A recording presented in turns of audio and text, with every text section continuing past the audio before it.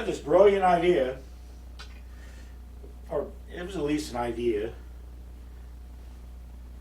We'll see how it pans out. There's going to be a lot of trying stuff for kind of the first time here, and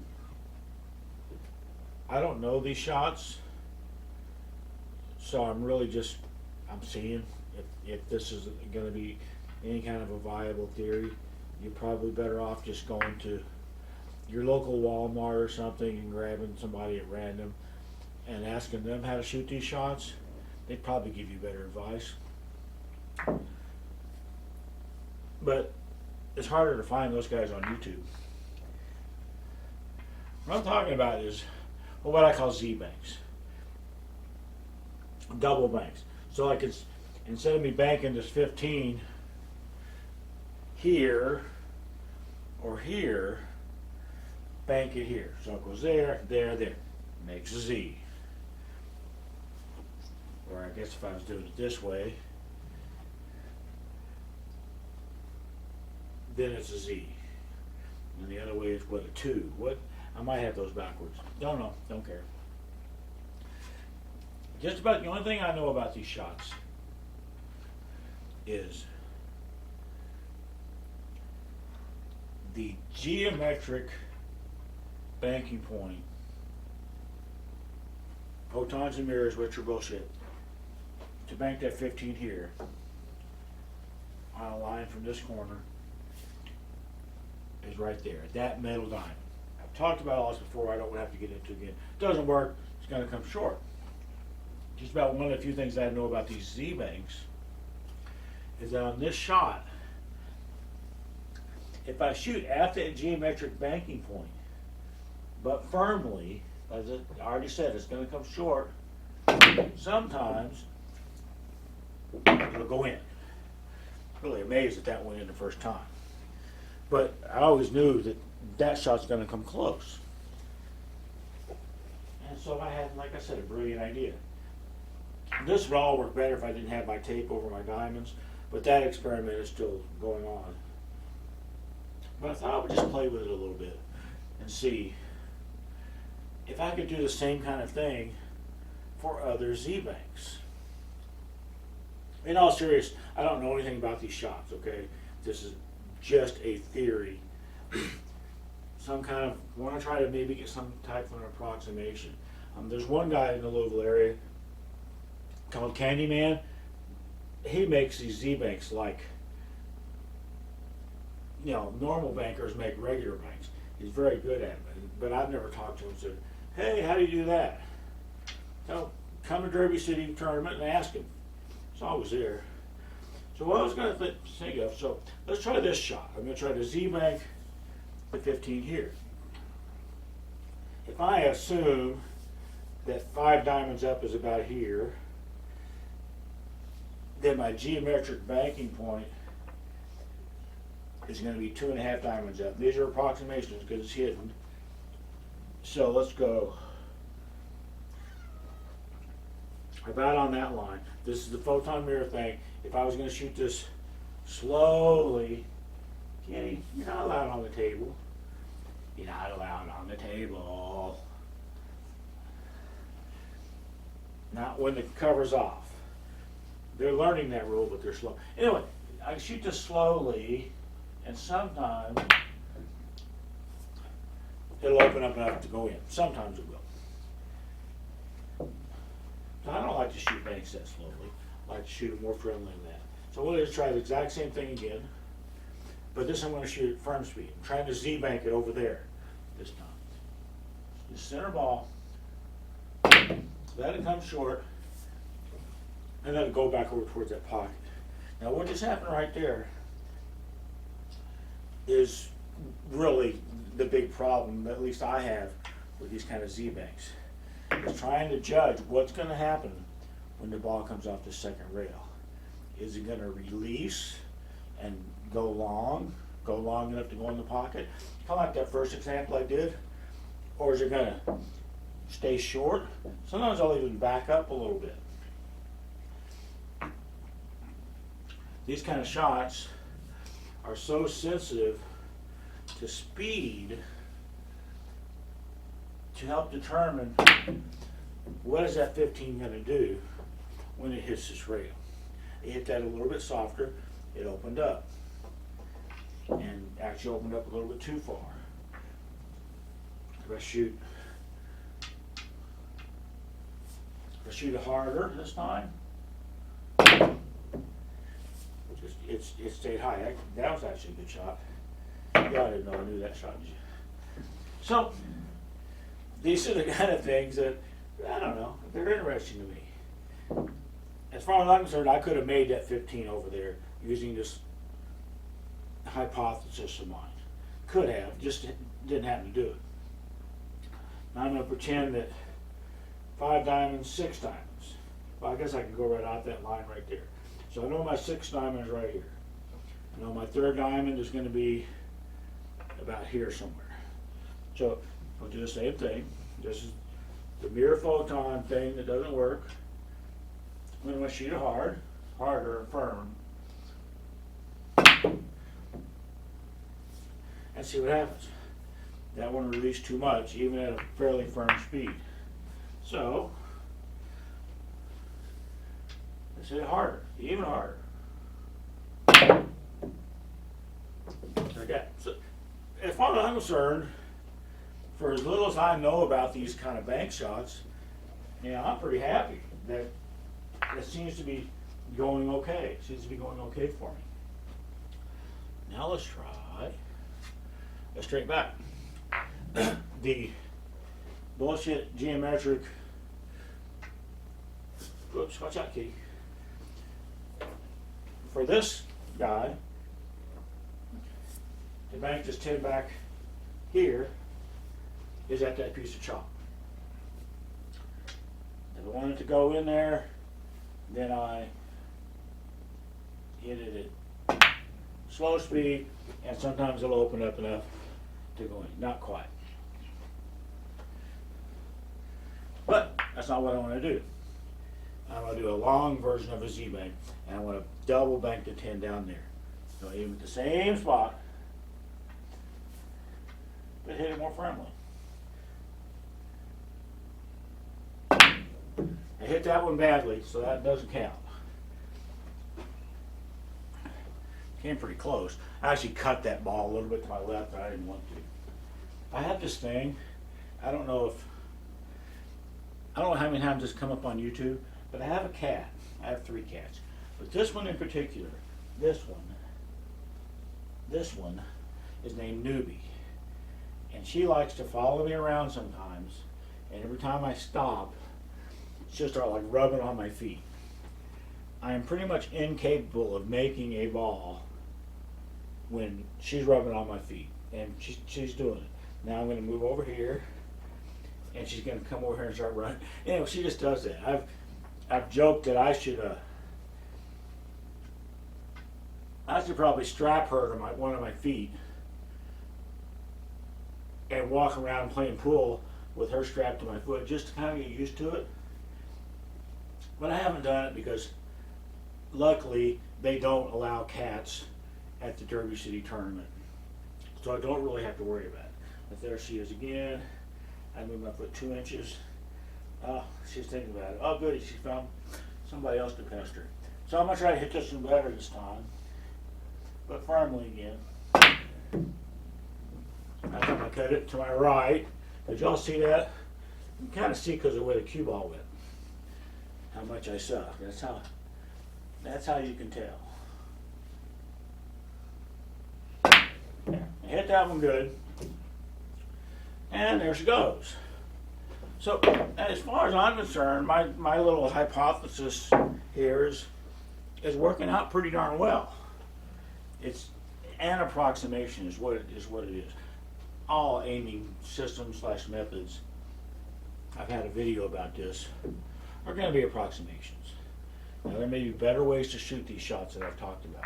I think John Brumback talks about, if he's going to Z-bank this 3 right here, he talked about, he will put, in this case, left English on the shot, and get the 3 to come in like really close to the side pocket. But that English and the way that all happens, physics, I don't know, can shorten it up quite a bit from right here to going there. I'm gonna try this shot with left English.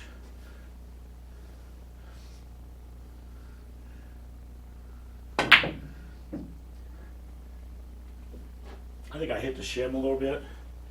There was a little bit of bonus footage. Most people watching this video probably know this.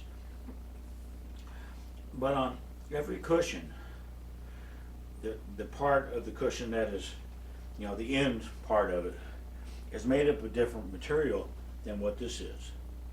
So a lot of times you can hit this right on the point. You're not hitting rubber. This is not the same as here. This is a harder material. If you have a pocket that's shimmed or double shimmed, that's going to be even more ridiculous. So there are some shots where you might look at it and go, well, yeah, that's easy. They're not easy, but if I hit this tree accurately, then I have room to bank it. But the problem is, well, A, there's a point and it can curve you away, but the ball comes in, it doesn't really bounce off the rubber. It bounces off the rubber a little bit, but then hits that harder material and comes back at a weird angle. This just happens. If you play a lot of bank pool, you've absolutely noticed this kind of thing before. Let me try this shot again. Left English. Yeah, so that's good. And as I said, that's the way John Brumback shoots that shot. At least that's the way he talked about it in one of his videos. Like John Brumback shoots everything, kind of by feel. I'm going to try the same kind of shot this time, but using the method that I'm experimenting with. For center ball and firm at that geometric photon mirror bullshit banking point. So that's from this diamond, or from this, I meant this pocket, to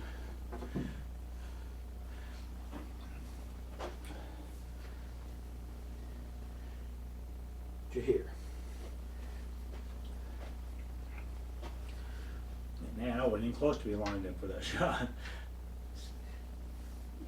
This is an interesting experiment for me so far. I'm probably going to leave these in place for a week, and then I'll do a part 2 of my tale of the tape stuff. So that gives everybody something to look forward to, I guess. So if I shoot this softly, sometimes it'll go in. Usually it will come short, but sometimes it'll go in. It depends on humidity and the condition of the balls and all that bullshit. This condition of the rails. So this time I'm going to shoot the same thing, but more firmly. Come short, didn't open up nearly enough in that case. Not nearly enough. That may be the case again. Yeah, not nearly enough. Quite possibly why John Brumback puts some left English on that kind of a bank to get it to come over here and then come across. I don't know these shots. Maybe now I know that on that type of shot, when it's coming in at a fairly steep angle to this first rail, maybe it's always going to come. Maybe it's never going to open up enough off this rail. Maybe it's never going to happen. I think it probably is. It's just got to be at a slower speed. As I was closer. I don't know, I find all this crap interesting. I'm going to have to mess with different English and things like that, and just kind of see what I can do to influence what the ball does when it hits that second rail. One of the big things that I believe is influencing this ball when it hits the second rail is what happened when it hit the first rail. So on brand new cloth, clean balls, whatever, it's going to do a certain thing. It's going to pick up a little bit of spin, some certain amount of spin, as it's hitting this rail. It's going to slide a little bit maybe. It's going to slide off onto the new cloth a little bit before it starts rolling again. All these things matter. I think one of the most important things though is that spin that it gets. If I'm just going to take the same shot again that I've been messing with, even though I moved my chalk. And I'm just going to shoot it and just confirm that it's going to come way short again. Fair amount short. I'm going to take the same shot though, and I'm going to simulate a really crappy table conditions. Just right there. So that is simulating really old cloth, really dirty balls, both, whatever. I'm going to do the same thing. This time I'm going to hit that dirty part. And my theory is, this is my theory, is that this 4-ball is going to pick up a lot more spin when it hits that rail. So it's going to come back across the table, but with extra counterclockwise spin that it just picked up. And it's going to hit this rail with all that extra counterclockwise spin, and it may even back up. That's probably an exaggeration. But it's going to come even shorter than it just did. This is my theory. We're going to find out. First I have to hit that little piece of, a little dirty spot that I just put there. We'll find out. Yeah. That's exactly right. This ball's backing up. That's exactly what I thought was going to happen. So now if I take and do some table repair, I'm going to pretend that's it now, and do the same thing again. It's going to go longer again. It may go in, it's going to go longer again.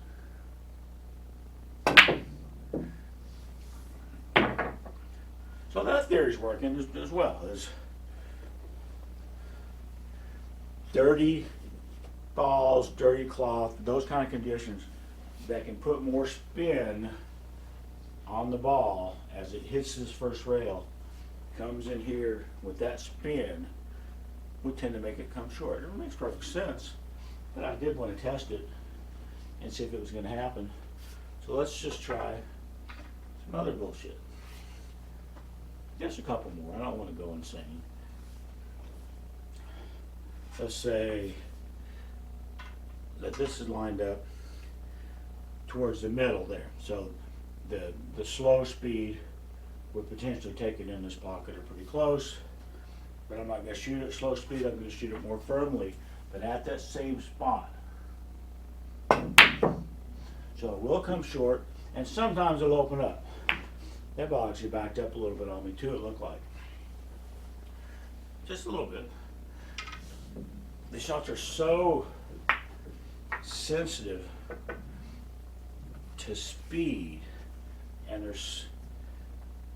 the condition of the balls and all that. I don't know how anybody can ever be really good at them, but like I said, I do know a couple people that are really good at them.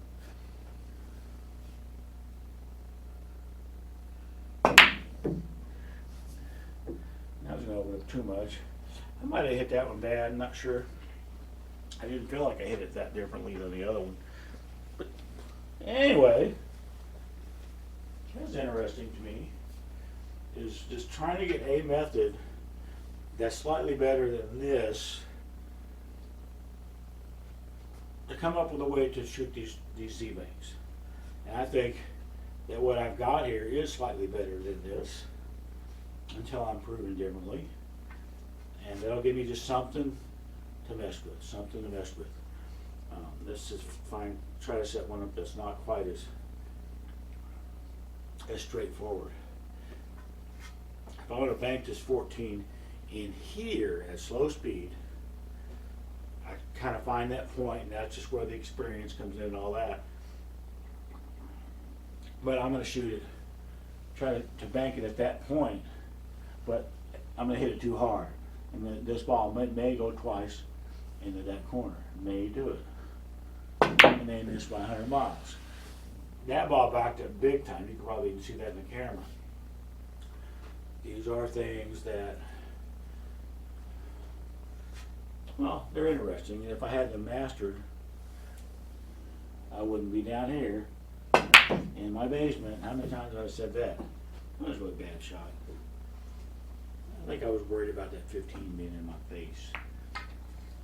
I shoot this kind of shot fairly often. Playing one pocket if that's my pocket. Of course, if that was my pocket, I might be shooting with a shot like this. I'll double bank the 10 ball. But I haven't ever really said, oh, okay, the mirror system is there, the photon mirror bullshit, so let's just shoot it there and hit harder. Never really done that. For this kind of shot, it's mostly just a feel thing, and I'm kind of trying to bank it about where the chalk is at my firm speed, not trying, and I'm doing it differently. But I want to try an experiment here. If I try to bank it into this pocket, but I hit it too hard, which is what I've been talking about, and then we see what happens.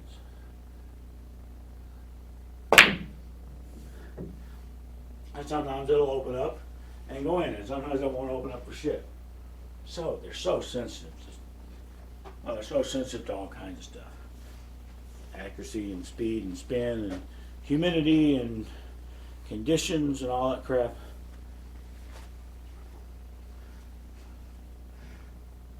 Actually won my first ever one pocket match that I ever won at Derby City.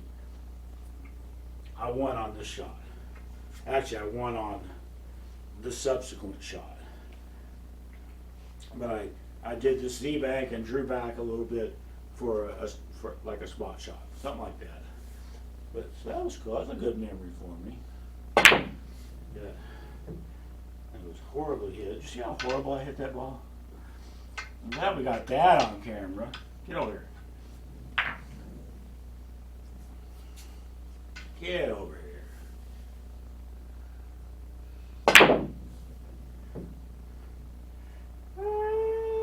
Nope.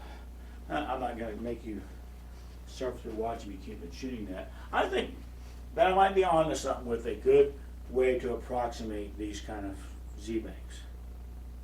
Find the geometrically correct banking point, aim at it, but just hit it harder.